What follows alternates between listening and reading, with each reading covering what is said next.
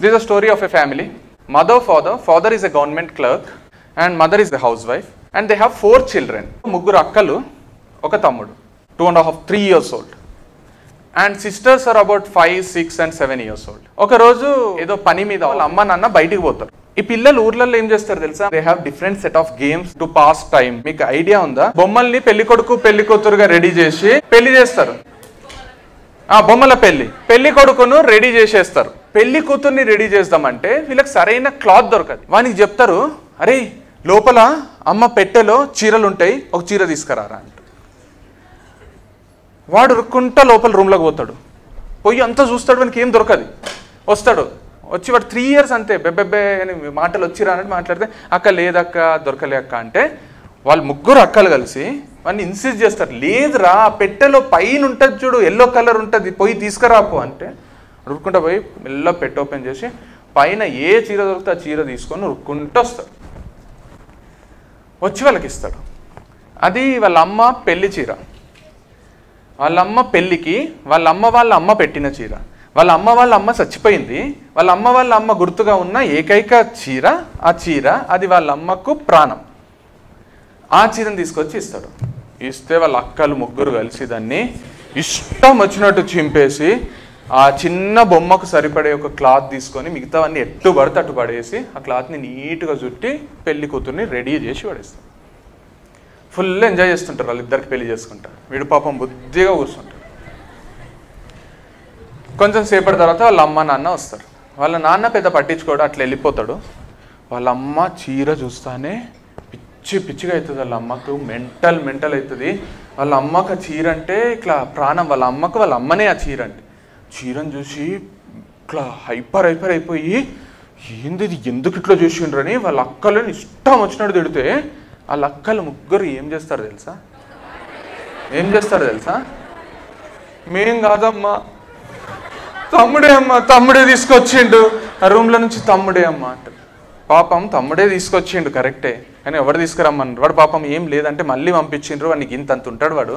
అమ్ముడే అంటేనే వాళ్ళ అమ్మకు మామూలు కోపం రాక వాడు 3 years ఉంటాడు, పాట్ అని కొడుతుంది. అసలు గింతంత తెలివి లేదురా నీకు, నువ్వు వాడు పాపం 3 yearsకి తెలివి ఉంటుంది. ఇట్లా చీరని ఏం చేస్తావు, ఈ చీర తీసుకొస్తావు, నీకు తెలియదా, నీకు అది లేదు ఇది లేదు అని నిన్ను అనవసరంగా కన్నారా, నేను కనకున్నా అయిపోతుండే, ముగ్గురే హాయిగా ఉంటుంటే నిన్ను కని తప్పు చేసినా మా అమ్మ చీరని తినకూడతావు అని ఇష్టం వచ్చినట్టు రియాక్ట్ అవుతుంది. ఇక అమ్మ కదా, అమ్మ అంటే అమ్మ ప్రేమ కదా, అమ్మ అంటే అమ్మనే కదా. ఒక 1/2 hour 1 hour అయితేనే వాడు ఫుల్ పాపం ఒక మూల కూర్చొని ఏడుస్తుంటాడు. అమ్మకు మనసు కరిగిపోయి పోయింది చీర అని వాడిని దగ్గర తీసుకొని, సారీ నాన్న, సారీ బేటా, నువ్వు నాకు యు ఆర్ మై ఏమంటారు ప్రిన్స్, నువ్వు రాజకుమారివి, నువ్వు అది ఇది అని వాడిని మస్తు ప్రేమ చేసి వాడిని తినిపిస్తుంది. పోన్లేట చీర పోయింది, సారీ, ఇంకెప్పుడు నీ మీద చేయి చేసుకోను, కొట్టను అని మస్తు ప్రేమ చేస్తుంది. అయిపోయింది. అండ్ అట్లా డేస్ పాస్ అవుతాయి, మంత్స్ పాస్ అవుతాయి, కొన్ని రోజులు పాస్ అయినాక అంతా నార్మల్ అయిపోయి అందరు నార్మల్ అయిపోయినాక చీర పోయిందనే సంగతి అంతా మర్చిపోయినాక ఎవరో వెడ్డింగ్ కార్డు తెచ్చి ఇస్తారు. ఎవరితో పెళ్ళి ఉందని పెళ్లి కార్డు చూస్తానే ఆమె పెళ్లి గుర్తొస్తుంది. ఆమెకు పెళ్లి గుర్తొస్తుంది, ఆమె పెళ్లి చీర గుర్తొస్తుంది. పెళ్లి చీర గుర్తొస్తుంది, వాళ్ళ అమ్మ గుర్తొస్తుంది, చీర చినిగిపోయింది గుర్తొస్తుంది, వీడే చించిండు అనే విషయం గుర్తొస్తుంది. మస్తు బాధ అయ్యి మంచి మా అమ్మ చీర వీడే చించేసిండు అని ఆ పత్రిక ఇచ్చేటోళ్ళకే చెప్తుంది, వీడే చించేసి. వాడు అప్పటికి 3.5 4 years అయి ఉంటాడు. తర్వాత రోజులు గడిచిపోతే ఒక 1-2 years తర్వాత వాడు 6 years అట్లా అవుతాడు. టీవీలో ఏదో ప్రోగ్రామ్ చూస్తుంటే చందన బ్రదర్స్ యాడ్ వస్తుంది. సేమ్ అదే కలర్ చీర కనిపిస్తే, నా చీర కూడా ఇట్లే ఉండే మా అమ్మది, వీడే చించేసిండు అని గుర్తు తెచ్చుకుంటాడు. ఆ టాపిక్ ఎప్పుడెప్పుడు డ్రై అవుతుందో అప్పుడప్పుడు వెట్ అయ్యే ఏదో ఒక ఇన్సిడెంట్ వాళ్ళ ఇంట్లో జరుగుతూనే ఉంటుంది. జరిగిన ప్రతిసారి వీడే, నా చీర మంచి చీర ఉండే నాకు, వీడే చించేసి. సో వాడు పెరుగుతున్నప్పుడు కూడా మనకి మాటికి వీడే చీర చించేసి. ఆ చీర టాపిక్ ఎప్పుడు వచ్చినా ఏ ఇన్సిడెంట్, వాళ్ళ పెళ్ళి ఆల్బమ్ తిరిగేస్తుంటారు, చూసుకుంటుంది చీర, ఇక వీడే చీర. ఇట్స్ నాట్ హార్ష్, బట్ ఆ మెమరీ మళ్ళీ గుర్తొస్తుంది. ఆ ప్రాసెస్లో వాళ్ళ నాన్న చచ్చిపోతాడు. సమ్ యాక్సిడెంట్ అవుతుంది, ఏమవుతుంది, వాళ్ళ నాన్న చచ్చిపోతాడు. వాళ్ళ నాన్న ఉద్యోగం పెన్షన్ వస్తుంటుంది, ఆ పెన్షన్లోనే బతుకుతారు. 3 ఆడపిల్లల పెళ్ళిళ్ళు చేయాలి, దట్స్ హర్ రెస్పాన్సిబిలిటీ. సో ఇటు చిన్నోడు ఉంటాడు, వాళ్ళ అక్కలకు ఒక అక్కకు 17-18 years వస్తానే పెళ్లి చేసేస్తుంది. ఏదో ఇంతంత ఏదో తనకు ఉన్న దాంట్లో చేసేస్తుంది. సెకండ్ అక్క పెళ్లి చేసేస్తుంది, మెల్లిగా చూస్తూ చూస్తూ థర్డ్ అక్క పెళ్లి కూడా చేసేస్తుంది. వీడు అప్పటికి గ్రాడ్యుయేషన్ అయిపోయి ఉద్యోగం తెచ్చుకునే ప్రాసెస్లో ఉంటాడు. చూస్తూ చూస్తూ ఒక 1 year తర్వాత వీనికి ఉద్యోగం వస్తుంది.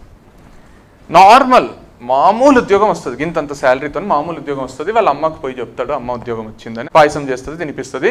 3 అక్కల పెళ్లిలో వెళ్ళిపోయినరు, అంత అయిపోతుంది. ఫస్ట్ మంత్ అయిపోతుంది, శాలరీ వస్తుంది. శాలరీ వస్తానే వానికి గింతంత శాలరీనే, మొత్తం శాలరీ అంతా పెట్టి వాళ్ళ అమ్మకు చీర తీసుకొచ్చి ఇస్తాడు. ఏం కొనుక్కోడు, ఏం లేదు, శాలరీ వచ్చినట్టు వాళ్ళ అమ్మకు చీర కొనిస్తాడు. చీర కొనిచ్చి చేతిలో పెట్టి, అమ్మ ఈ రోజు కోసమే వెయిట్ చేస్తున్నామ్మా, this is very special for me, I'm really sorry.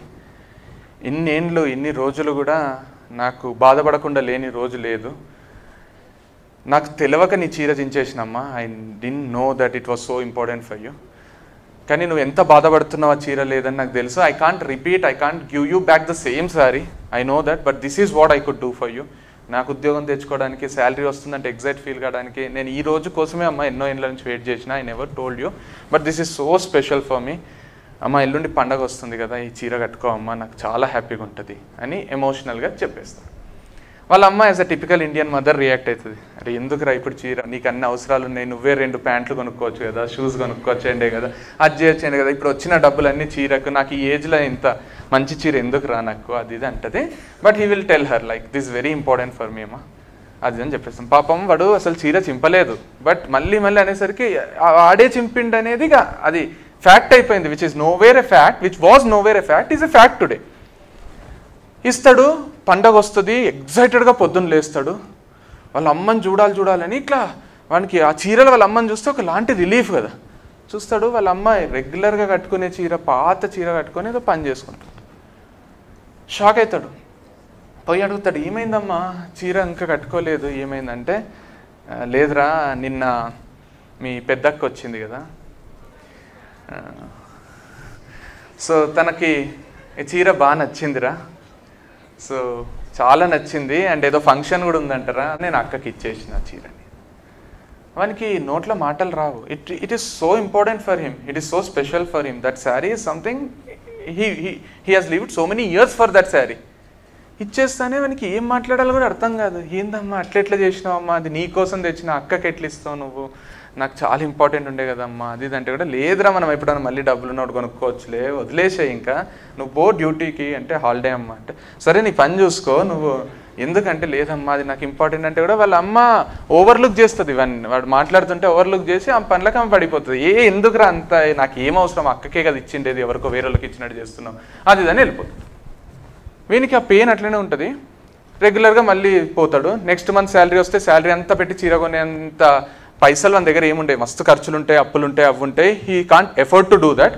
So what he'll be doing is, he will be saving little money every month, and after 1 year he will again present a saree to his mother. చేసి same old sentences repeat చేస్తాడు. అమ్మ ఇది నాకు చాలా important అమ్మ, ఈసారి కట్టుకో అమ్మ పండగకి, అది ఇదని. పండగ రోజు లేచి చూస్తే వాళ్ళ అమ్మ పాత చీర ఏదో కట్టుకో, ఏమైందమ్మా అని అడుగుతాడు. ఈసారి కొంచెం లెస్ ఎమోషనల్ అడుగుతాడు, ఏమైందమ్మా ఎందుకంటే, అదేరా మధ్యలో అక్క వచ్చింది కదా, సో వాళ్ళ కూతురికి కూడా ఏదో, అప్పుడే అక్క కూతురు కూడా పుట్టింటుంది, ఏదో ఫంక్షన్ చేస్తుంటారు, ఏదో అయింటుంది. సో ఆ కూతురు ఫంక్షన్ కోసం అని అడిగింది, ఇచ్చేసిన. అవునా అమ్మ ఇచ్చినావా, ఓకే అమ్మ సరే అని వెళ్ళిపోతాడు. He has now given up the idea of sari. ఇంకా మా అమ్మకు చీర కొనాలి అనేది మైండ్ నుంచి తీసి పడేస్తాడు. ఇక అయిపోయింది అని వదిలేస్తాడు. వాన్ జాబ్లో వాడు చేసుకుంటుంటాడు. 2 years అయిపోతుంది. 2 years అయిపోయినాక వానికి ఆన్ డ్యూటీ ఒక 1 month కోసం he has to work on site. వేరే ప్లేస్కి పోయి పనిచేయాలి. వేరే కంట్రీ కాదు కానీ వేరే ప్లేస్. అది ఏ ప్లేస్ అని చూస్తే అది కంచిపురం ఉంటుంది, కంచి ఉంటుంది. వీనికి ఆ పేరు చూస్తానే చీర గుర్తొస్తుంది. ఓహో దిస్ ఈజ్ డెస్టినీ అనుకుంటాడు. ఓహో ఇది రాసిపెట్టుందా అమ్మకు, నేను కంచికి పోయి కంచిపట్టు చీర తీసుకొని అమ్మకి ఇచ్చేది ఉంది, అందుకు ముందు 2 చీరలు అమ్మ తీసుకోలేదు అనుకొని ఎగ్జైటెడ్గా కంచి పోతాడు. ఆఫీస్లో రిపోర్ట్ చేయడు, ఏం లేదు, ఒక మంచి ప్లేస్కి పోతాడు. అన్ని కంచిపట్టు చీరలు ఉన్న ప్లేస్కి పోయి చూస్తే మన ఫ్యూజులు ఎగిరిపోతాయి.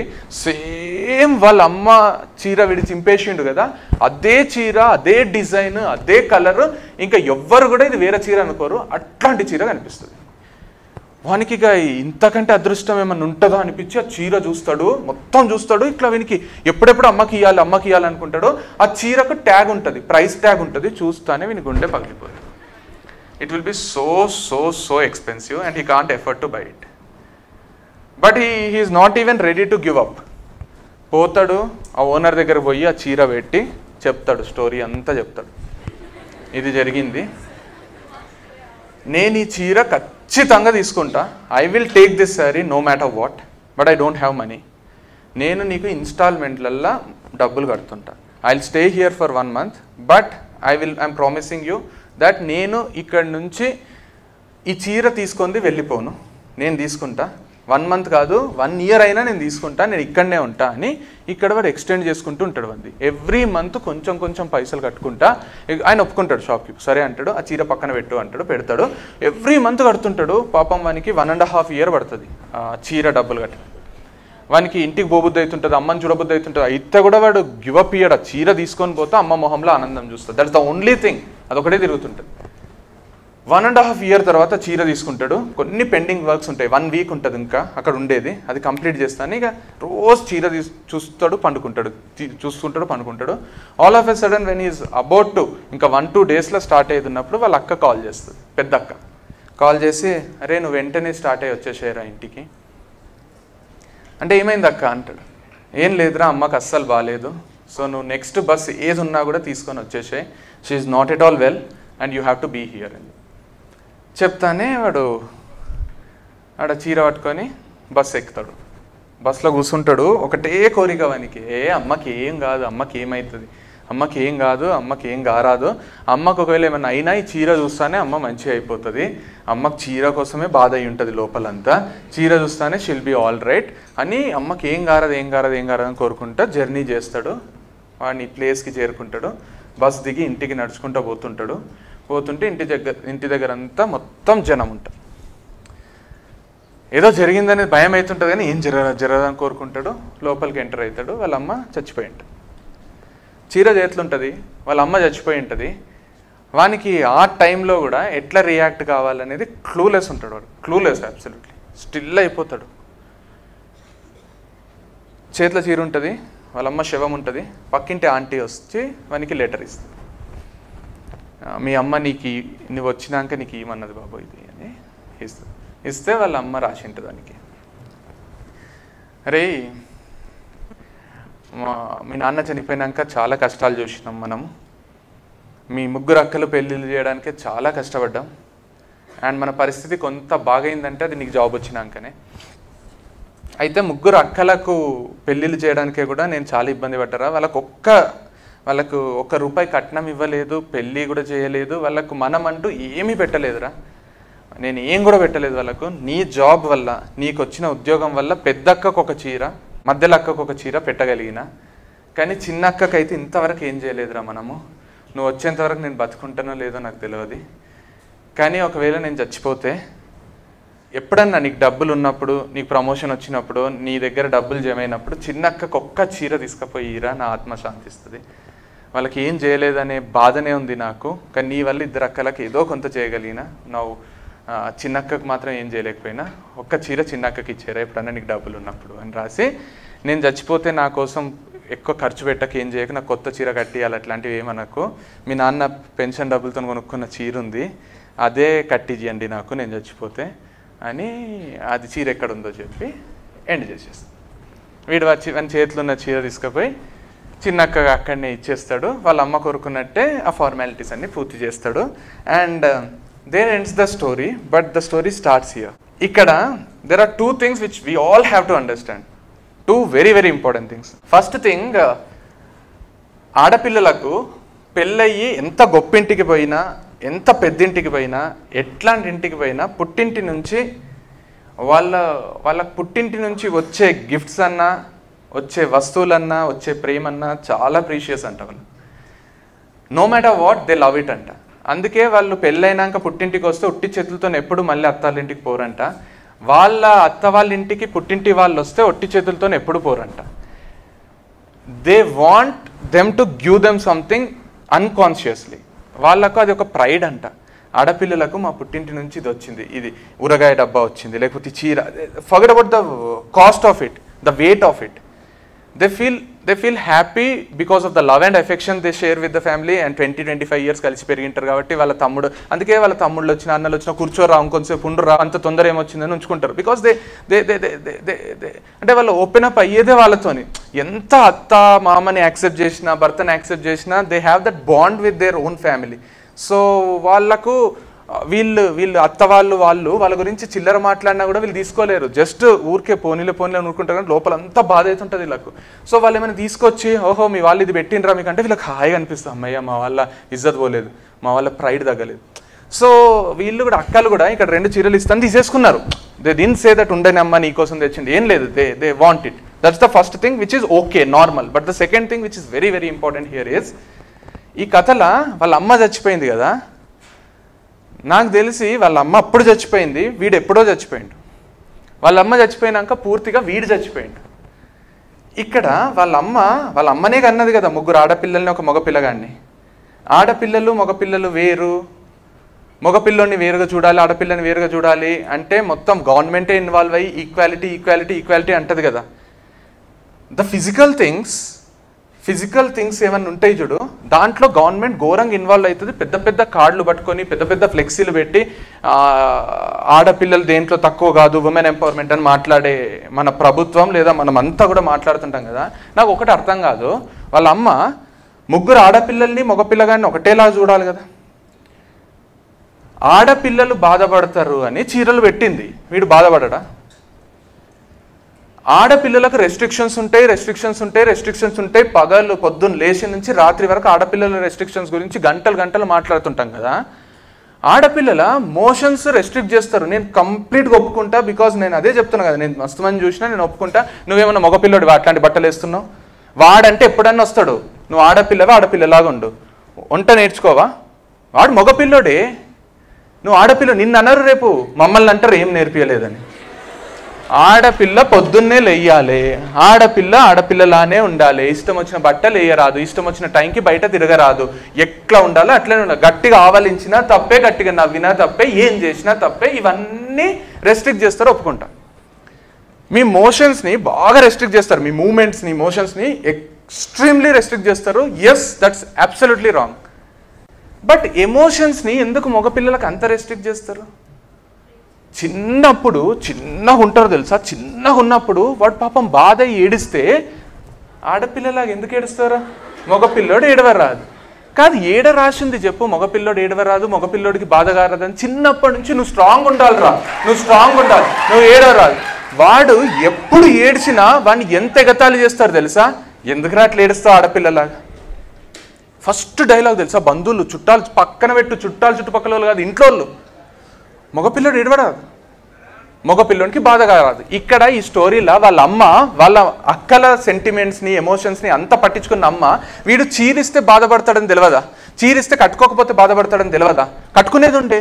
మగపిల్లోడు బాధపడరాదు, మగపిల్లోడికి బాధలుండే, ఎమోషన్స్ ఉండే. ఎమోషన్స్ చూపియ్యడు మగపిల్లగాడు, చూపియ్యడు, అంతే బాధపడతాడు. మీకు ఏడుపు వస్తుంది, వాడు ఏడవకుండా కంట్రోల్ చేసుకుంటాడు, అంతే.